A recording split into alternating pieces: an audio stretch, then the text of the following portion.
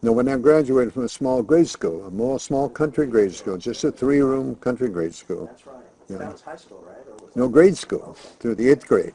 He gave me a card, and all he said was, son, try to live up to these. And on one side was a verse that said, four things a man must learn to do if he would make his life more true: to think without confusion clearly, to love his fellow man sincerely, to act from honest motives purely, to trust in God and heaven securely. And I think later on I found out that that was, I think, by an author by the name of Edwin Markham. But the other side was a creed, and I don't know whether Dad made this up or whether he got it from somewhere. I've never seen it any other place, and he might have made it up. But I think all things that we do, we get ideas from someplace else. But I'm not sure. But anyway, this creed, I wish I could say I've lived up to it, but I can't do that because I am so imperfect. But I can say I tried. And that's all I ask when I was teaching my youngsters. That's all I ask my children: just try. Make the effort to do the best of which you're capable. The first point in it was be true to yourself.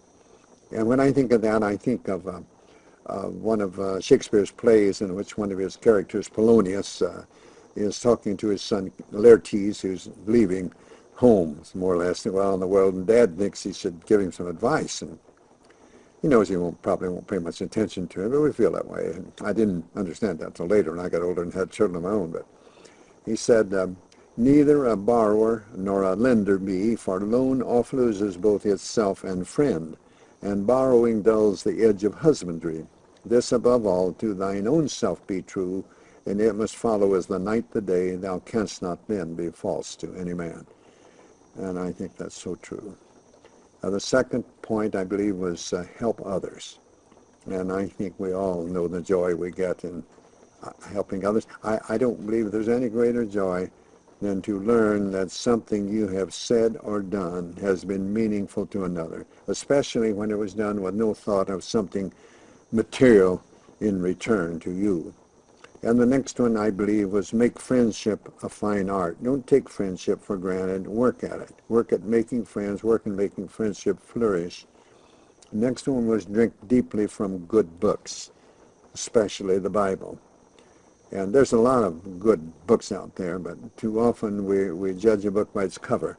And you can go to the bookstores and look at the covers, and that's what people look at, and that's not the best way at all.